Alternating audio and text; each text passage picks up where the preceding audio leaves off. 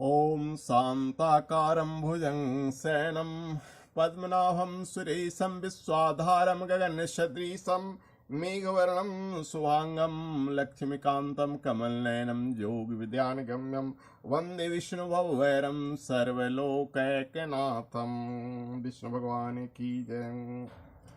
धर्मराज युधिष्ठिर ने भगवान श्री कृष्ण से कहा, हे माधव, अब आप कृपा करके मुझे आषाढ़ मास के कृष्ण पक्ष की एकादशी के महात्म विधि विधान आदि को इसके नाम सहित बतलाइए। इससे आगामी पीढ़ियां इस एकादशी के बारे में साथ समझ जानकारी प्राप्त कर सके। भक्त वत्सल भगवान श्री कृष्ण बोले, हे राजन, आषाढ़ मास के कृष्ण पक्ष की एकादशी का नाम योगिनी एकादशी है। समस्त पापों को क्षय करने वाला और इस लोक में सभी सुख और अंत में मोक्षदायक है।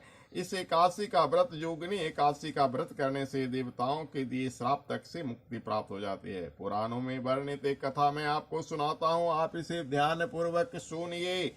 स्वर्गलोक में इंद्र की अलकापुरी नामक अत्यंत भव्य और रमणीय नगरी है। इसमें अच्छों का राजा कुबेर एक भव्य भवन में रहता था। कुबेर प्रबल शिव भक्त था और प्रतिदिन प्रातः काल शिव जी की पूजा आराधना किया करता था। हेम नामक एक माली प्रतिदिन पूजा के लिए मानसरोवर से फूल लाकर कुबेर के यहाँ पहुंचाया करता था। हेम माली की पत्नी का नाम विशालाक्षी था। अप्सराओं के समान सुंदर, अत्यंत गुणवती और महान पतिव्रता थी हेमाली की पत्नी विशालाक्षी।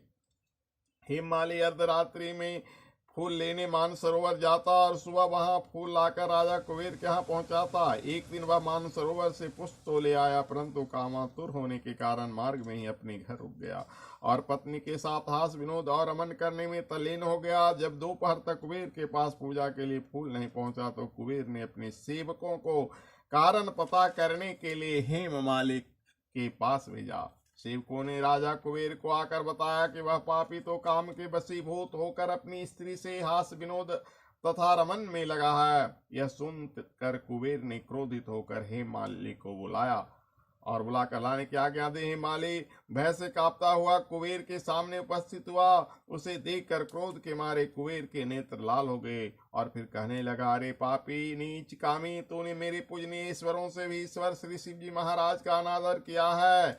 इसलिए मैं तुमको शाप देता हूँ कि तू स्त्री का वियोग सहेगा और मृत्यु लोक में जाकर कोढ़ी होगा। कुबेर के शाप के कारण वह माली स्वर्ग से पृथ्वी पर जा गिरा और उसी क्षण कोढ़ी हो गया। मृत्यु लोक में आकर हेमाली ने घोर कष्ट भोगे। भयानक जंगलों में बिना अन्न और जल के भटकता रहा। रात्रि को निद्रा भी नहीं आती, परंतु शिव जी के पूजा के प्रभाव से उसको पिछले जन्म की स्मृति का ज्ञान अवश्य रहा। घूमते घूमते एक दिन वह मार्कंडे ऋषि के आश्रम पहुंचा। हेमाली वहां जाकर उनके चरणों में गिर पड़ा। उसको देखकर मार्कंडे ऋषि बोले, तुमने कौन से ऐसे पाप किए जिससे तू कोढ़ी होकर महान दुख भोग रहा है। हेमाली बोला, हे मुनि, कुबेर का सेवक हूं मैं। राजा की पूजा के लिए प्रतिदिन पुष्प लाया करता था। एक दिन अपनी स्त्री के साथ विहार करते करते देर हो गई और दोपहर तक पुष्प लेकर नहीं पहुंचा तो उन्होंने मुझको श्राप दिया कि तू अपनी स्त्री का वियोग सहते हुए मृत्यु लोक में जाकर कोढ़ी बनकर दुख भोगेगा। इससे मैं कोढ़ी हो गया हूँ और महान कष्टों को भोग रहा हूँ।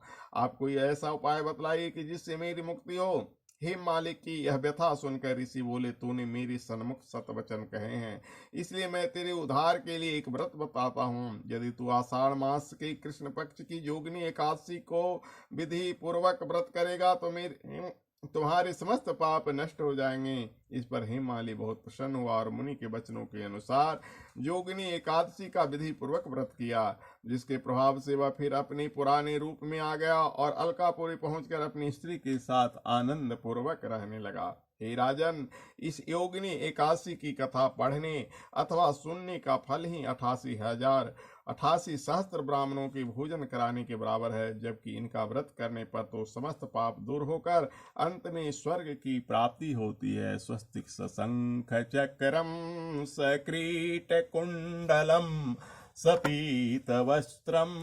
सरसीरुहेक्षणम सहार वक्षस्थल कौस्तुभ श्रियम नमामि विष्णु शिरसाम चतुर्भुजम। बोले श्री हरि विष्णु भगवान की जय।